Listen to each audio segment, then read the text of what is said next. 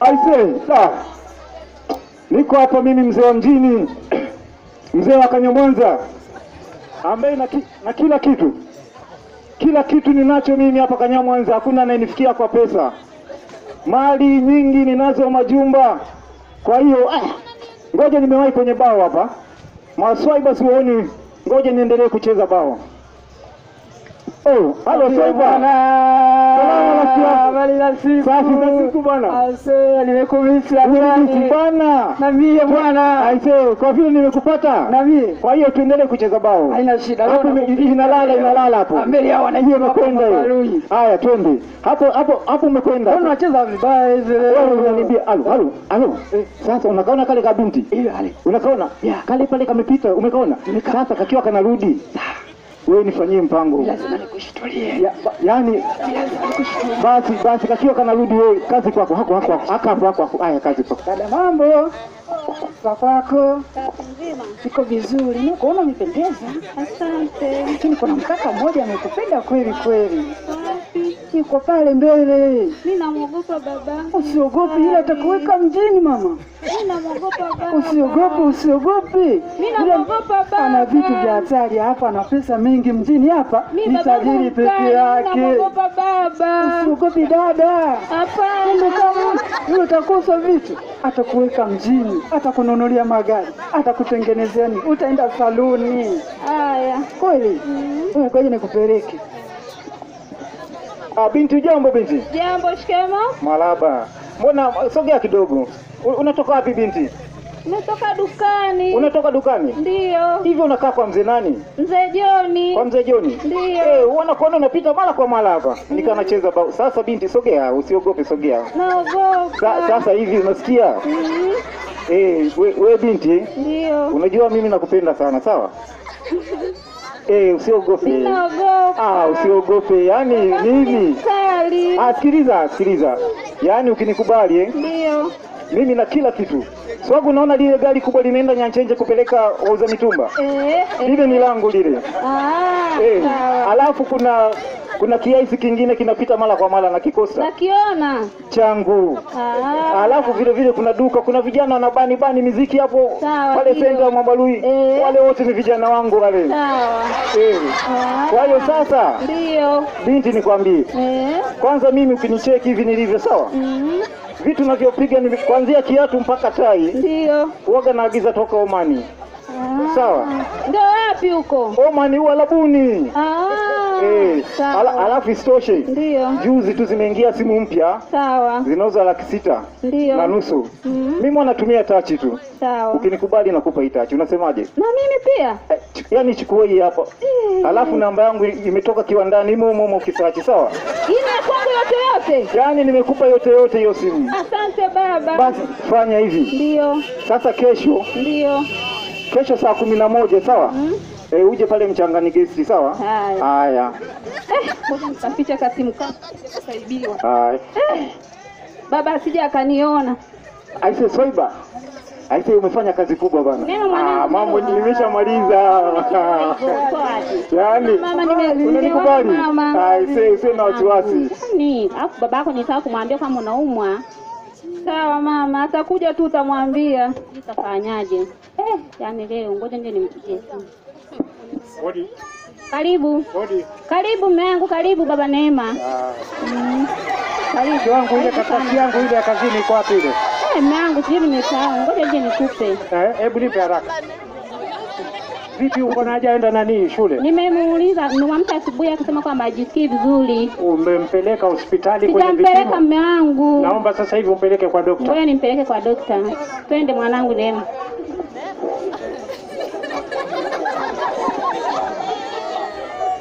Ngongo. Karibu.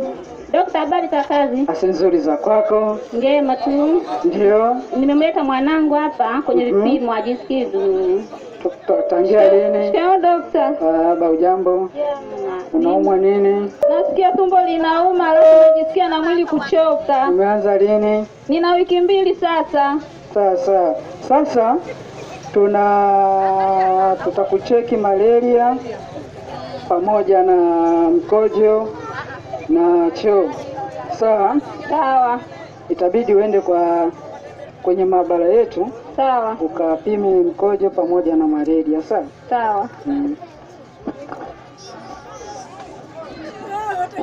Nashukuru daktari, ngoja tupeleke vipimo. Gongo. Karibuni. Sawa. Karibuni. Ngoja tupime kidogo. Sawa. Ameambiwa kupima choo. Ndio. Damu pamoja na mkojo. Ndio. Sawa.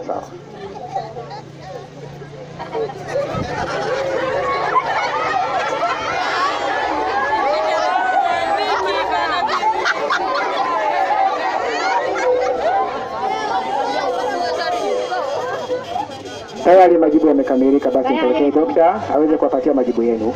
Tunashukuru. Asante. Haya. Gongo. Karibu. Dokta, majibu tayari tumeleta. Mwanao tumeangalia damu, hana malaria. Lakini mkojo mwanao ana mimba. Dokta, unasemaje hivyo? Mwanangu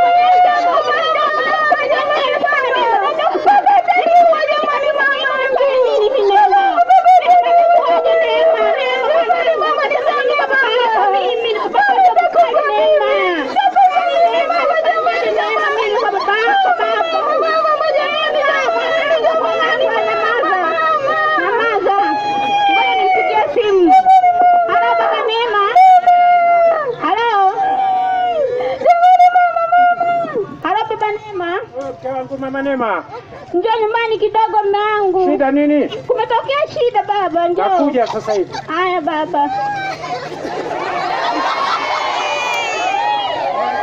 Karibu mume wangu, karibu. Nini niambie? Majibu yameonyesha kwamba ana mimba. Nasemaje? Yaani wewe na mtoto wako la kwenu ni moja. Haiwezekani. Naomba sasa hivi huyu nanipiga simu polisi, sheria ichukuliwe mkondo wake. Mume wangu tumuulize labda muhusika yatupeleke. Twende unipeleke. Twendeni haraka. Twende.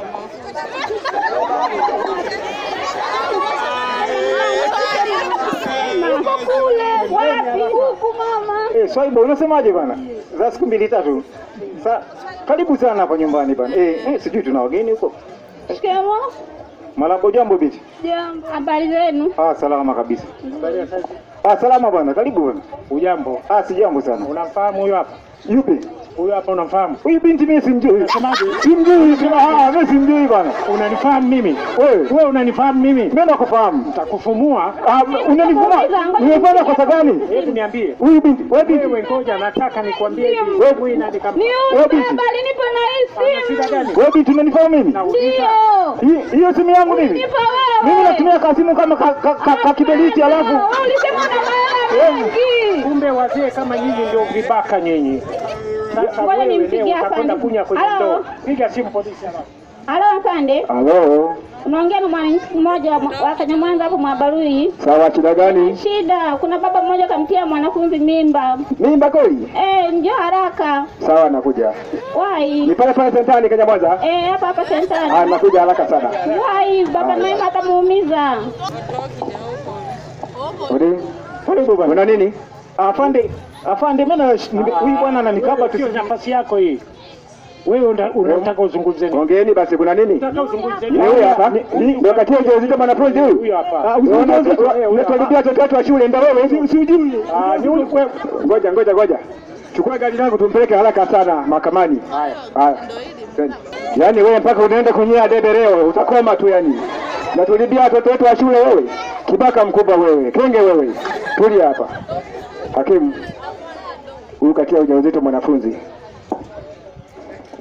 Ametia ujauzito mwanafunzi? Mheshimiwa hakimu, nafikiri hizi ni habari za uzushi. Haka kasichana sikajui, kana nisingizia nimekatia mimba, kanasema nimekava screen touch ile simu, kakao kanasingizia vitu vingi, lakini mheshimiwa hakimu, naona hapa nataka kuonewa. Siwezi kuchukua mtoto mdogo mwenye umri wa miaka 14 huyu. Nazijua sheria, siwezi kabisa mheshimiwa hakimu. Kwa mujibu kwa utafiti tuliofanya na uchunguzi wetu tunakutia hatiani. Mnanionea hatiani? Tunakutia hatiani. Chini.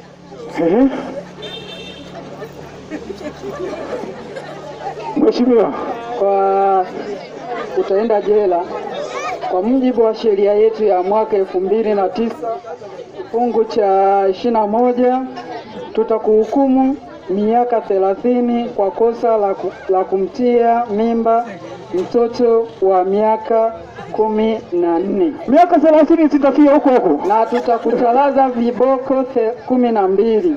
Jamani. Baada ya kutoka 6 na kabla hujaingia viboko 6 ili ukawasimulie na wengine. Miaka 30 na uzee wote nitarudi kweli? Weka ndani. Hukumu imeshatoka, twende jela. Ndugu wananchi wa Kanyamwaza, huo ndio mchezo wetu ambao tumeonyesha kwenu. Hivyo basi kwa muda huu basi tuweze kujadiliana mawili matatu hivi kuhusiana na zoezi lilivyokwenda. Ndugu watazamaji, hapa mlipotuona mnadhani tumejifunza nini? Au mmepata ujumbe gani kuhusiana na hili igizo ambalo tumeonyesha hapa mbele yenu? Naomba mkono basi ambaye yuko tayari kujibu. Nyosha mkono ambaye yuko tayari kujibu. Majina ndo Sadiki Prosper, mkazi wa Mwabaloi.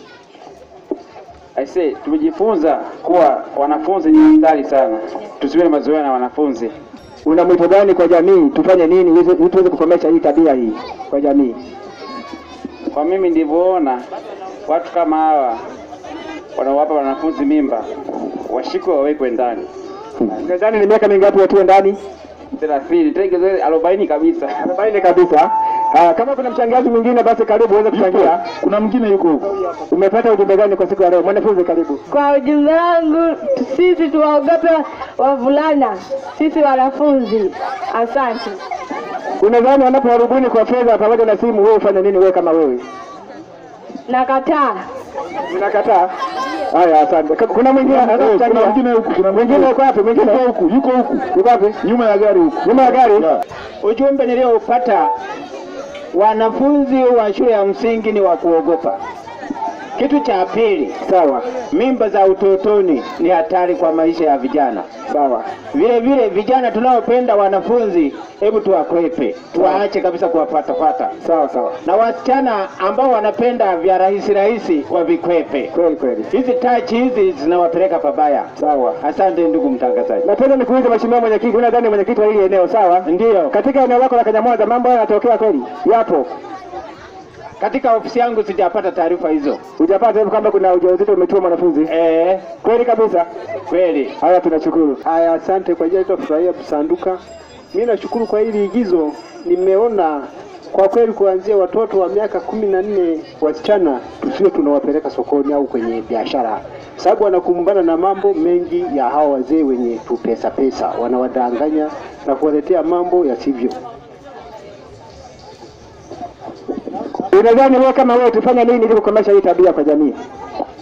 Hii tabia ningependelea kwamba asifanye biashara kuanzia mtoto, yani mwanafunzi asio natembea kwenye mambo kama haya. Kwa majina yangu naitwa Paulo Saulo. Mimi katika igizo nimejifunza kitu kwamba hakika hao watoto wa kike ni wakuogopa kama ukoma. Lakini tuangalie na upande wa shilingi, kwa sababu hata wenyewe wao watoto wanakaa kiasara mno kutafuta hao vijana.